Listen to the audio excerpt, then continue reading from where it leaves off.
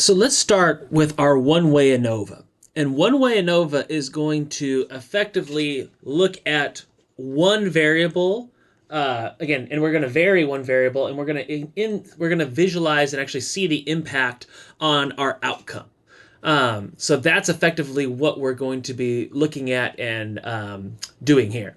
So let's go ahead and let's start to kind of analyze how we actually conduct an ANOVA. Now, you're going to look at different independent random samples, and you're going to calculate lots of different values here.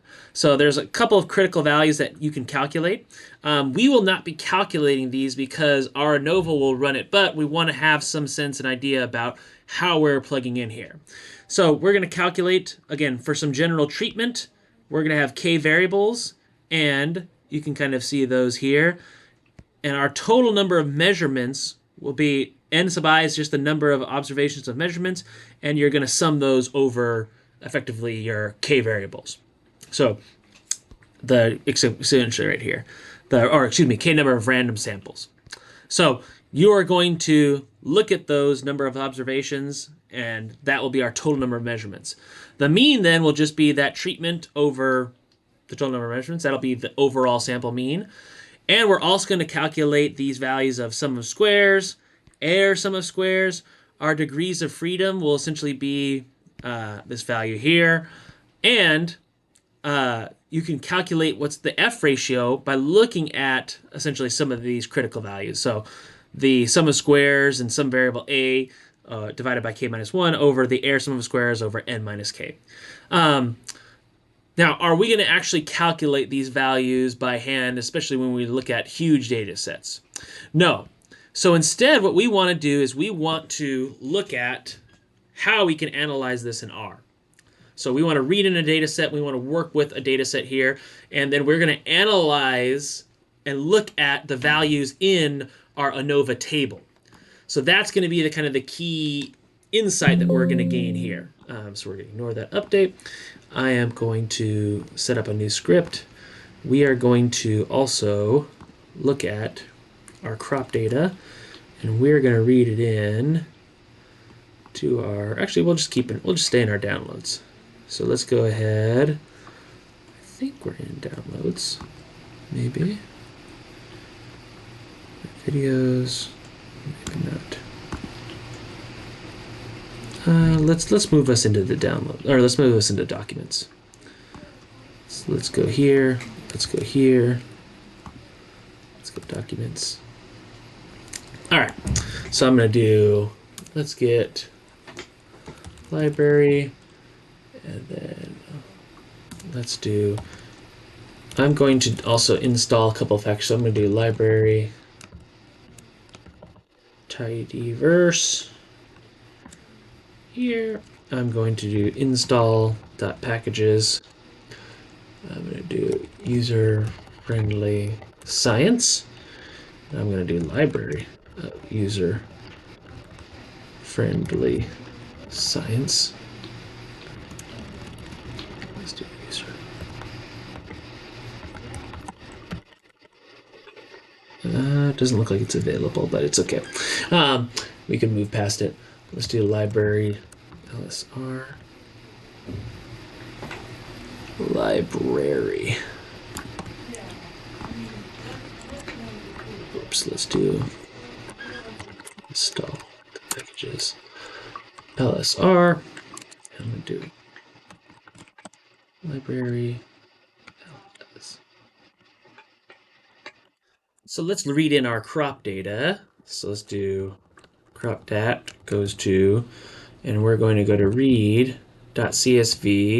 crop.data.csv. Let's hopefully read that in. Okay, that looks okay. But when we're doing ANOVA, one of the things that we have to do is we have to actually specify header true, and we're also going to specify column classes. So you can specify the class of the column. So for example, we're going to assign the first column, first 1, 2, 3 columns are factor, and then the rest of them we're going to treat as numeric. So we want to treat it as basically a factor that we're analyzing. So factor, factor, factor, and then we're going to choose this as a numeric. So you can specify essentially the column classes when you're reading in there too. So excellent. So if we're doing ANOVA, we can just use our function. I'm going to call one way for my ANOVA, AOV, and I'm going to put in, we want to look at how, for example, let's do fertilizer. How fertilizer, how it can affect essentially the yield. And then my data is going to be equal to crop dat. And we can do this. Oops. Let's see what we got here. What doesn't it like? I need to flip yield and fertilizer. So yield, fertilizer. Fertilizer. Hopefully I spelled that correctly. Let's see. And I can look at a summary of my one-way ANOVA, and I can see what I have here. So let's look at and analyze essentially these values here. I have my degrees of freedom, 2, because I'm looking at my data set and I'm basically setting my fertilizer as 1, 2, or 3. So 3 treatments, so -1, so we got that. I have my sum of my squares value, the mean sum of my squares, and here's the F value. This should remind us of our, basically the last lecture, where we had, again, that F value looking at the variances essentially between those two parameters. But most importantly, we have our P value.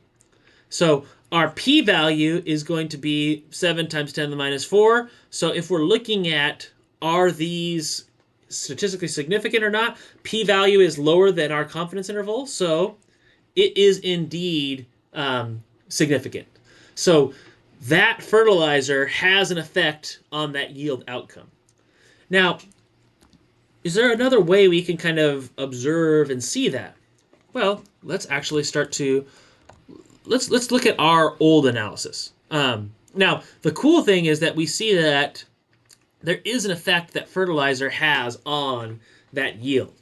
So there is some, stark differences, or there's some correlation between the type of fertilizer and the yield. So it's looking at basically that variable. So that variable is correlated. It has some statistically significant effect on the yield.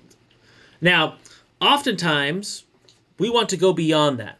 So you could, again, larger F ratio indicates large differences between the sample mean, large differences between, my pen is not working there. So we can kind of look at this analysis here. So F ratio, larger F ratio, larger difference between sample means, and larger differences between samples. The p-value obviously is key. So we have, and we could ignore this over here. All that tells us is effectively the same thing, and fortunately, it also tells us our eta squared as well. But we're not as nice. Python is a little bit nicer than that. So we can see here, we can actually see our p-value. And you can see the significance, so it's less than 0.001. So p-value is less than 0.05, so our 95% confidence interval. So we can conclude that it is statistically significant effect on the crop yield. So we've got our value, actually it's less than 0.025, so it's even more statistically significant.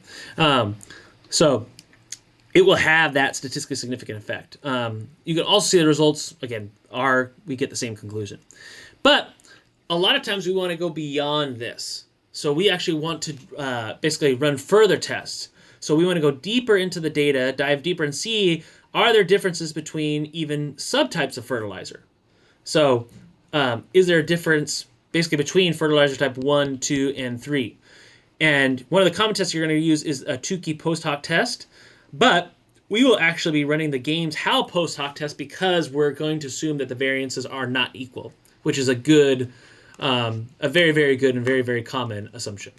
So we'll run those post hoc tests next time, and we'll see you then. Thanks. Bye.